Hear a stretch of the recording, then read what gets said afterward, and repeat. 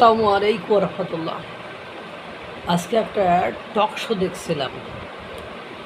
বাংলাদেশের বুদ্ধিজীবীর মাথায় টাক, আধা চুল আছে আর আধা নাই। একটা টক শোর আলোচনা দেখে আবার মনে হলো বাংলাদেশের নিতম্বে যতক্ষণ বাস গিরিসহ না ঢুকিবে, বাংলাদেশের এই বুদ্ধিজীবীগুলো শান্তি পাবে না। উপস্থাপক প্রশ্ন করেছে যে আপনি আমেরিকার সাথে যে চুক্তি হচ্ছে বা চুক্তি করেছে, এই চুক্তির ফলে আমরা তো গোলাম বা দাসে পরিণত হয়ে যাচ্ছি, আপনি এটা কিভাবে দেখছেন, কোন চোখে দেখছেন? তখন এই বুদ্ধিজীবী উত্তর দিচ্ছে যে আমেরিকার সাথে চুক্তি করে যদি আমরা ভারতের আধিপত্য থেকে রেহাই পাই তাহলে সেটাই ভালো। মানে ঘটনা হয় যে ভারতের আধিপত্য মানে রাজনৈতিক, তারপরে কোন আধিপত্য? রাজনৈতিক আধিপত্য।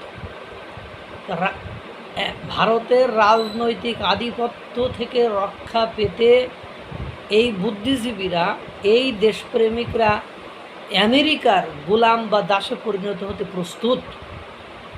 অবশ্য যে বুদ্ধিজীবী কথা বলেছে শুনলাম, তাহার নাকি আমেরিকার নাগরিকত্ব আছে।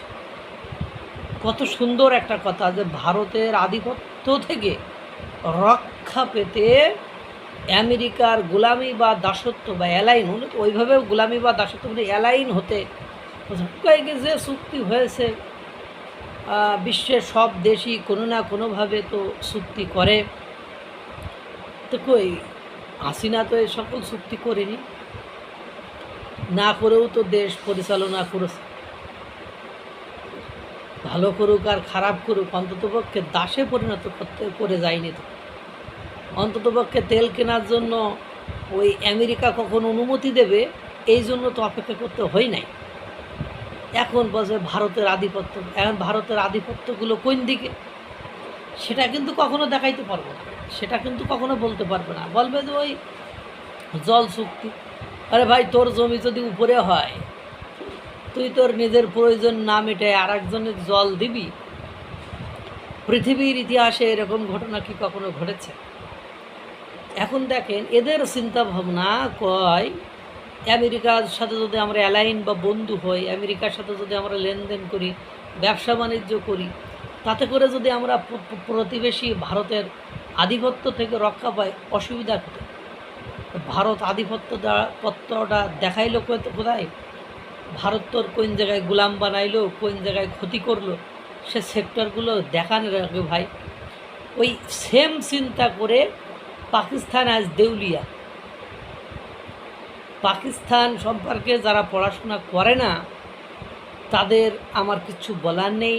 তারা ইসলাম ধর্মের দোহাই দিয়ে পাকিস্তানের সাথে রিলেশন করতে চায়, কিন্তু পাকিস্তান ঠিক মনে করেছে যে ভারতের সাথে বন্ধুত্বপূর্ণ সম্পর্ক না রেখে ভারত আমাদের সাথে আধিপত্য বিস্তার করতে চায়, আমাদের উপর চোখরাঙা দিয়ে আধিপত্য বিস্তার করতে চায়। তো ওদের সাথে শত্রুতা করব, ওদের সাথে সম্পর্ক না রেখে আমরা মানে আমেরিকার সাথে সম্পর্ক রাখব। এই করতে করতে এখন পাকিস্তান পুরো দস্তুর একটা দেউলিয়া রাষ্ট্র, ঋণে জর্জরিত। তাদের বিমান সংস্থা পর্যন্ত, সরকারি বিমান সংস্থা পর্যন্ত বিক্রি করে খাইতে হয়। তাদের IMF থেকে ঋণ নিয়ে সেই ঋণের টাকা দিয়ে তাদের সংযুক্ত আরব আমিরাতের ঋণ পরিশোধ করতে হয়। তাদের দেশে বিদ্রোহী গোষ্ঠীতে ভরা, তাদের দেশের নিরাপত্তা বাহিনীর নিরাপত্তা নাই। বিগত 4 দিনে কমপক্ষে 50 থেকে 60 জন পুলিশ এবং সেনাবাহিনীর জীবন বিদ্রোহীরা শেষ করে দিয়েছে। এখন এই আধিপত্য থেকে রক্ষা পেতে আমেরিকার সাথে চুক্তি করবে। তার মানে কি, আধিপত্য থেকে রক্ষা পেতে তারা ভারত থেকে যে চাল মনে করেন 25 টাকায় নিয়ে আসতো, তা এখন 50 টাকায় নিয়ে আসতো, তাদের আপত্তি নেই। আধিপত্য থেকে রক্ষা পেতে তারা আমেরিকা থেকে মানে শুকুরের গোশত থেকে শুরু করে 113টি পণ্য, 113টি সুযোগ তাদেরকে দিয়ে তার পরিবর্তে 6টি সুযোগ নিতে তাদের কোনো আপত্তি নেই। আধিপত্য, ভারতের আধিপত্য থেকে রক্ষা পেতে দেশটাকে আর একজনের, দেশের স্বাধীনতা সার্বভৌমত্ব আরেকজনের কাছে দিতে, দেশের মা বোনকে আরেকজনের হাতে তুলে দিতেও তারা কৃপণতা করবে না। এই হলো তাদের মানসিকতা। ভারতের মানুষ এর সাথে আমরা যখনই তারা কোনো কিছু আমাদের উপর চাপিয়ে দেওয়ার চেষ্টা করেছে, আমরা অন্ততপক্ষে মিছিল করতে পেরেছি, মিটিং করতে পেরেছি, সমাবেশ আয়োজন করতে পেরেছি। কিন্তু আজ 2 বছর আমরা আমেরিকার বিপক্ষে একটা মিছিল, একটা মিটিং, একটা সভা, একটা সেমিনার করতে পারি নাই। আমরা আমেরিকার বিরুদ্ধে এই যে অসম চুক্তি, অন্যায্য চুক্তি, এই যে গোলামি বা দাসত্বের চুক্তি, তার বিরুদ্ধে আমরা কোনো বড় মাপের রাজনীতিবিদের একটা বক্তব্য শুনি নাই, যারা সরকারি দল এবং বিরোধী দলের আছে।